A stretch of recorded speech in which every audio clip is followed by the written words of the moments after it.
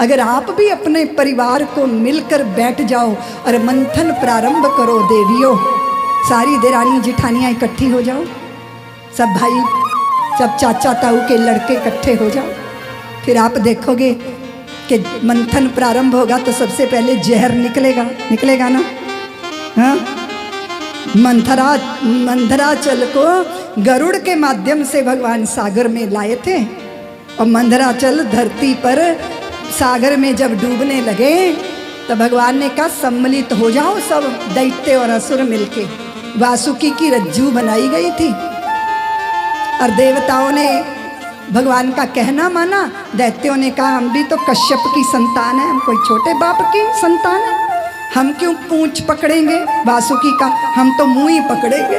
भगवान ने कहा लग जाओ मुंह की तरफ और घर्षण पर घर्षण हुआ, आग की ज्वालाएं निकली, दैत्यों की काया जलने लगी और बाष्प बना, बादल बने, देवताओं पे वर्षा हो रही है। जो भगवान का अनुगत होता है वो पराक्रम में भी पुरुषार्थ में भी उस छत्र छाया का अनुभव करता है। देवता बोले प्रभु आपने पहले प्रारंभ करवाया, अब आप कहाँ चले गए? भगवान ने कहा मैं प्रारंभ भी करवाता हूँ, बाद में तो फिर बाकियों का काम है काम करने का। अगर सब कुछ हम कर देंगे तो फिर आपका पुरुषार्थ क्या? कच्छप अवतार धारण करके भगवान ने मंदराचल का आश्रय बने थे। हलाहल जहर पैदा हुआ, तुम भी घर में बैठ जाओ, फिर 14-14, 15-15 साल के जहर निकलेंगे। अरे तुझे जानू मैं, तेरे खानदान को जब से आई है ये बीननी घर चौपट कर दिया इसने, सारे घर की सुख शांति गायब है। ये ऐसी चिरांद आ गई है घर में, हे भगवान, यही निकलेगा ना। और वो कहेगी कि जब लेने गए थे तब तो 500 लोग लेने गए थे मुझे, अकेली मैं बंदी थी, अकेले चली आई कि देख लूंगी तुम सबको। 500 लेने आए थे बाराती बन के मुझे, और फिर जो गहने मुझे दिखाए थे दहेज में, आज तक उसके दर्शन नहीं किए।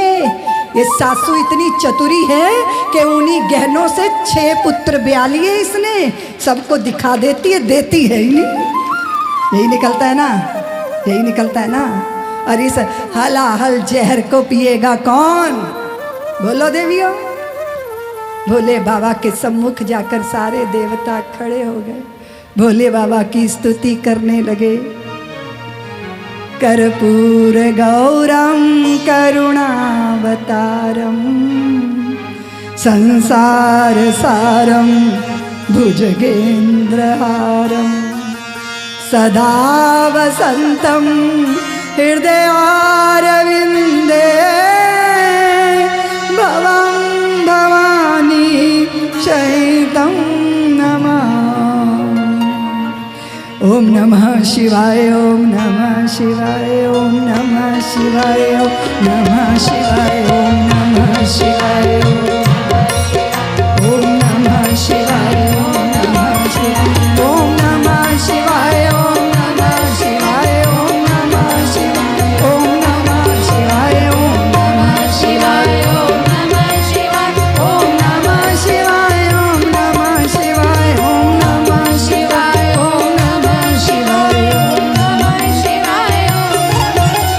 देव देव महादेव भूतात्मन भूत भावन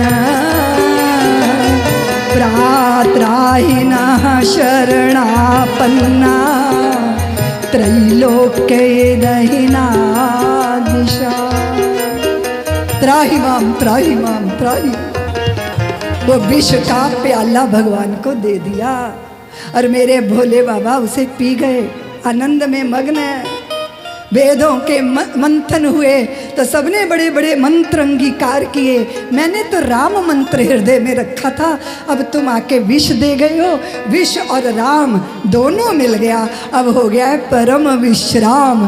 परम विश्राम की अवस्था में वो देव नहीं है, वो महादेव हैं। वो अमृत नहीं पीते, उन्हें विष पीना भी आता है और विष को पचाना भी आता है, इसलिए नीलकंठ कहलाए। तो भोले बाबा की आराधना करने वालों, तुम भी परिस्थितियों में डटना सीखो, पत्थर जो चोट खा के टूट गया कंकर बन गया, और पत्थर जो चोट को सह गया शंकर बन गया। न जाने कितने कितने रत्न प्रादुर्भाव हुए। लक्ष्मी जी प्रकट हुई, नारायण भगवान के जाके वरमाला डाल दी, बोली लक्ष्मी नारायण भगवान। हींग लगी ना फटकड़ी, रंग चौखा आज तक उतरने का नाम लेता। सबको रिझाया लक्ष्मी जी ने कि अरे आ जाओ हमारे यहाँ। ब्रह्मा जी बोले आप हमारे यहाँ आ जाओ, वो बोली नहीं, आपकी सृष्टि में भेद है। सन्यासी बोले हमारे आश्रम में आ जाओ, बोले नहीं, तुम भगवा वस्त्र पहन के अभिमान करते हो। बोले बाबा, बोले देवी हमारे यहाँ आ जाओ, बोले नहीं, बोले बाबा भांग की लोर चढ़ जाएगी, अब पता नहीं उठा के मुझे किसको दान दे दोगे, आपके यहाँ आने का रिस्क जरा नहीं ले सकती। तो फिर आप कहाँ जाएंगी? तो नारायण की ही चिर संगिनी है ये, आज ही ब्याह थोड़ी हुआ है, ये तो पुरातन प्रेमी है। और भगवती लक्ष्मी, और आप देखो बाद में बारूणी प्रकट होगी, झूम बराबर झूम शराबी। पीने वालों की हालत देखो, पीने वालों को पीने का बहाना चाहिए। घर में लड़का हो जाए तो खुशी के मारे पीते हैं, और लड़की हो जाए तो दुख के कारण पीते हैं। फिर बाद में अमृत प्रकट हुआ, सबको चाहिए अमृत। देवता तो अमृत, धनवंतरी प्रकट हुए ना तो मगन उनको थोड़ी निद्रा, उनको जरा ऐसी लोर चढ़ी कि इतने में चंपत लेके हो गए दैत्य। मुझे चाहिए, मुझे चाहिए। भारी देवासुर संग्राम होते होते बचा, भगवान विश्व मोहिनी रूप धारण करके आए। बोले विश्व मोहिनी भगवान की। दैत्यों को पिलाई बारूणी और देवताओं को पिलाया अमृत। और बीच में बैठ गया था वो राहु, पता चला इशारा हुआ तो गर्दन काटी, बने दो। राहु था फिर बन गया केतु, राहु केतु दो उपग्रह है। बहुत सुंदर पावन कथा भगवान की, विश्व मोहिनी भगवान की ये कथा। आगे चलकर जो है 100 अश्वमेध यज्ञ करके बलि बलवान हो गए थे, तब माता अदिति ने पयोव्रत करके बामन भगवान को प्रकट किया था। और बामन भगवान बलि के द्वार पर भिक्षा लेने गए थे। बड़े सुंदर स्वरूप है। ऋषियों ने उनका श्रृंगार किया है, देवताओं ने श्रृंगार किया है। द्वार पे खड़े होके भिक्षा मांग रहे हैं। तेरे द्वार खड़ा भगवान, भगत भर दे रे झोली, भगत भर दे रे झोली। तेरे द्वार खड़ा भगवान, भगत भर दे रे झोली, भगत भर दे रे झोली। तेरा होगा बड़ा एहसान के जुग जुग तेरी रहेगी शान, भगत भर दे रे झोली, भगत तेरे द्वार खड़ा भगवान, भगत। बोलिए बामन भगवान की। हमारी सभा में बामन भगवान आया, ताली बजा के स्वागत कीजिए। डोली उठी रे सारी धरती देख ले, डोला गगन है सारा। डोले उठी है सारी बहुत सुंदर। देख ले। ब्रह्मा ने कमंडल दिया है, ऋषियों ने मेखला दी है, जनेऊ धारण कराया गया है। जय हो प्रभु। मुस्कुरा दीजिए ठाकुर जी।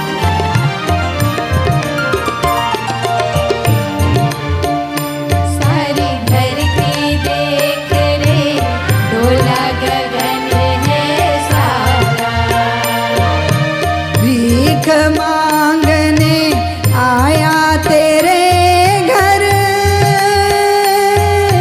जगत का पालन हारा रे, जगत का पालन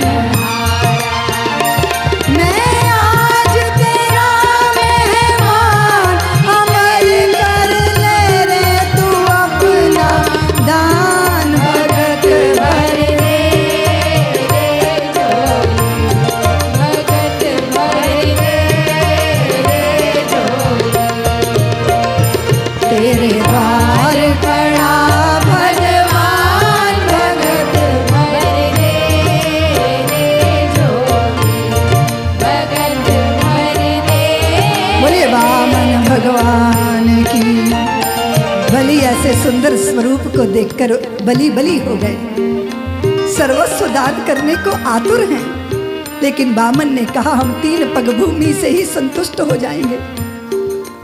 शुक्राचार्य ने कहा बलि ये साधारण बटुक नहीं है, ये तो साक्षात श्री हरि तेरे द्वार पे भीख मांगने आए।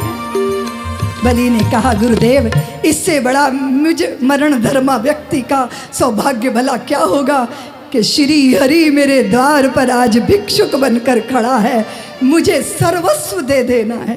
शुक्राचार्य बोले तेरी बुद्धि पे पत्थर पड़ गए हैं, 3 पग भूमि नहीं तेरा सब लूटने आए हैं वो। वामन बोले बलि 3 पग भूमि का संकल्प तो कर लो।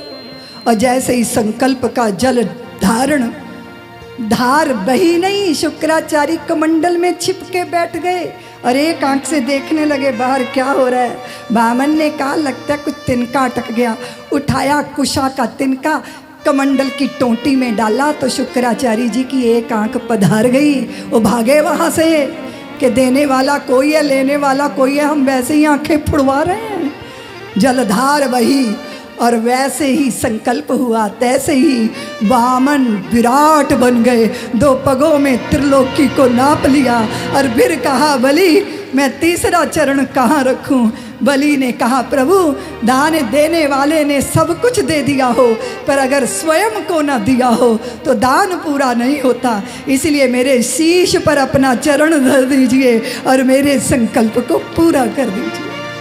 भगवान ने बलि को सुतल लोक का राज्य दिया। बलि ने कहा मैं धन्य हो गया प्रभु आपको सब कुछ देकर। वामन बोले बलि हम भी तुम पे रीझ गए हैं, कुछ मांग लो।